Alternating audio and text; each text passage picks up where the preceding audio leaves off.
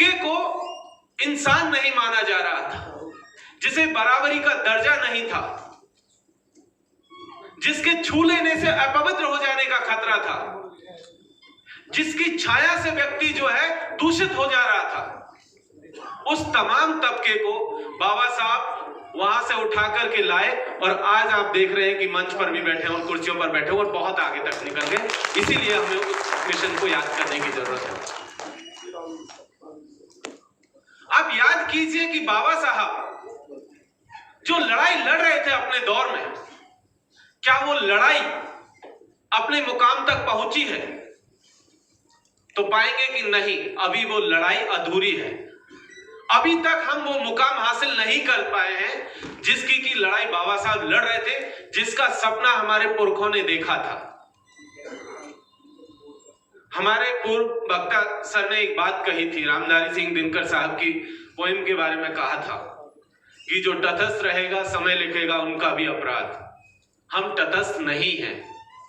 हमने इस दौर में अपनी एक पोजीशन ली है और वो पोजीशन ये है कि हम हमारे पुरखों के जो सपना था उस सपने के साथ खड़े हुए और यही हमारी पोजीशन है।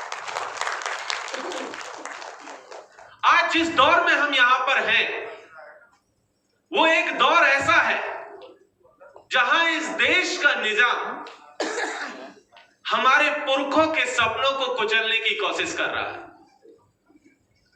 जो हुक्मरान बनकर के बैठे हुए हैं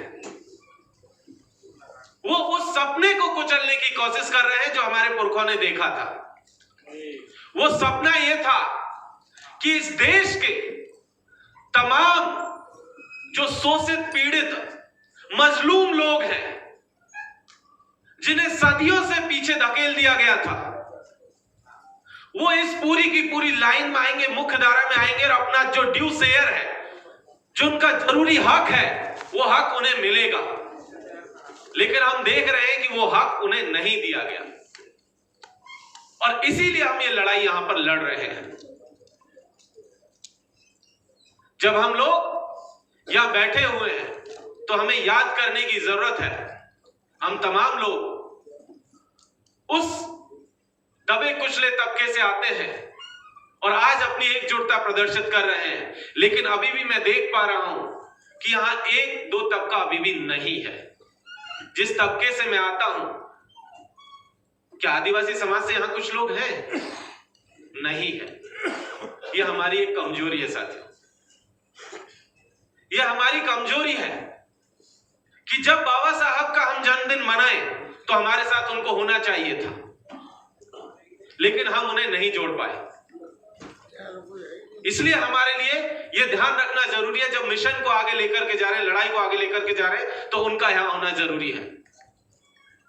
लेकिन एक दूसरी बात है, उसको भी याद रखना जरूरी है, और वो दूसरी बात यह है कि जब हम लोग गाजियाबाद में बैठ करके बातचीत कर रहे हैं, उसी समय पर आदिवासियों का एक तबका छत्तीसगढ़ के भीतर अपने जल, जंगल और जमीन को बचाने के लिए लड़ रहा है। आप देखेंगे तो पाएंगे कि इस देश का सबसे बड़े बिजनेसमैन के खिलाफ उसने एक लड़ाई छेड़ी हुई अपनी जमीन को बचाने की। आपने देखा होगा 2 दिन पहले हसदेव में अडानी ने जंगल काटना शुरू कर दिया। लगभग 2 लाख हेक्टेयर का नई जमीन पर कब्जा करके जंगल काटना शुरू कर दिया। आदिवासी उस जंगल को बचाने के लिए लड़ रहा है। झारखंड के नेतरहाट का आदिवासी पिछले 28 सालों से नेतरहाट फील्ड फायरिंग रेंज के खिलाफ में अपनी जमीन को बचाने के लिए लड़ रहा है। 250 गांवों की जमीन है, 250 गांवों की जमीन पिछले 28 साल से लड़ाई लड़ रहा है। अभी 3 दिन पहले 250 किलोमीटर पैदल चल के अपने नेतरहाट से रांची पैदल गया था अपने राज्यपाल से मिलने कि हमें हमारी जमीन वापस कर दीजिए, लेकिन वो जमीन वापस नहीं हुई। अभी पिछले ही वर्ष नवंबर में मणिपुर के भीतर 14 आदिवासियों को गोली मार दी गई और जब सवाल किया गया तो पार्लियामेंट के भीतर कहा गया कि मिस्टेकन आइडेंटिटी का मसला है, और ये हमारे होम मिनिस्टर साहब कह रहे थे कि मिस्टेकन आइडेंटिटी का मसला है, हम पहचान नहीं पाए कि ये लोग कौन थे। क्या बाबा साहब आज होते तो क्या ये सब देख रहे होते? क्या ये सब चलने दिया होता उन्होंने?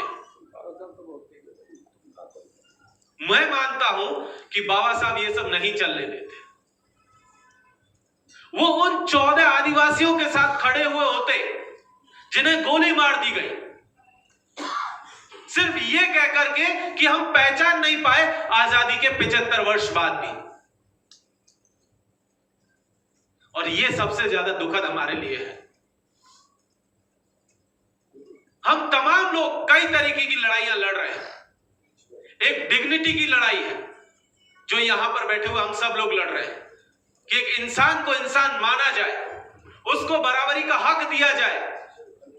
एक आईपीएस ऑफिसर को अगर घोड़ी पर बैठना हो तो उसे अपनी प्रोटेक्शन के लिए पुलिस ना बुलानी पड़े।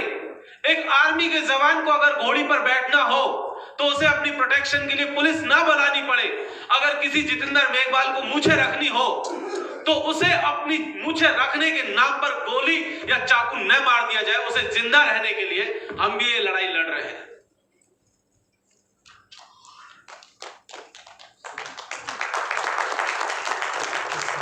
क्या गुनाह था जितेंद्र मेघवाल?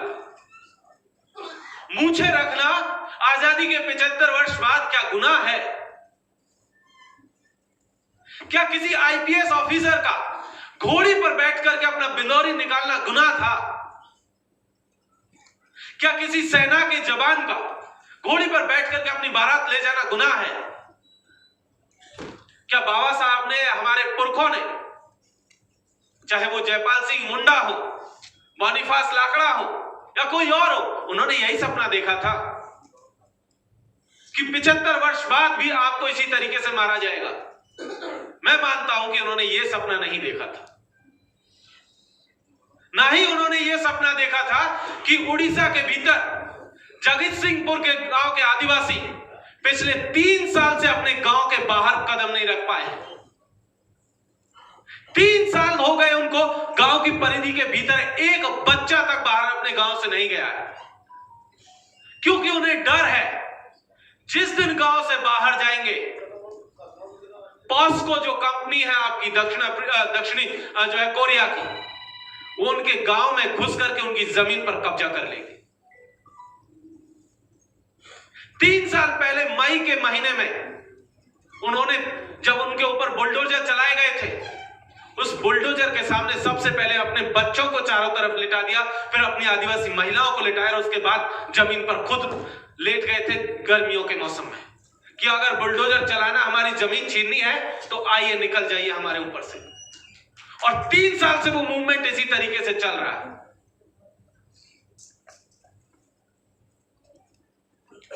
सिर्फ इतना ही नहीं है सर, पिछले साल जब पूरा देश किसान आंदोलन के साथ में खड़ा हुआ था, क्योंकि हम जानते हैं कि मेहनत का पैसा क्या होता है, मेहनत की कमाई क्या होती है और उसको कैसे लूटा जा रहा है, इसलिए हम किसान का दर्द भी जानते हैं। हम में से ज्यादातर लोग उन परिवारों से आते हैं जिन्होंने ये मेहनत की है और आज भी कर रहे हैं। लेकिन उसी किसान आंदोलन की तर्ज पर पिछले साल 17 मई से लेकर के आज तक छत्तीसगढ़ के सिलगेर में एक आंदोलन चल रहा है। लगभग 50,000 से ज्यादा आदिवासी वहां पर अपनी जमीन को बचाने के लिए बैठे हुए हैं। 21 मई को 4 दिन बाद 4 लोगों को गोली मारी गई। उसमें एक प्रेग्नेंट महिला भी थी जो उस गोली की वजह से उसे शिकार हुई मौत का। उनको 10,000 रुपए का मुआवजा, एक कंबल दिया गया था। क्या बाबा साहब होते तो यही सपना देख रहे होते? आप जिस विभाग से आते हैं, जिस डिपार्टमेंट से आते हैं, जुडिशरी से, आज वो हमारे सामने लक्ष्मण रेखा खींचने की कोशिश कर रहे हैं। लेकिन क्या ये लक्ष्मण रेखा सिर्फ दलित, पिछड़े, आदिवासियों के लिए ही है?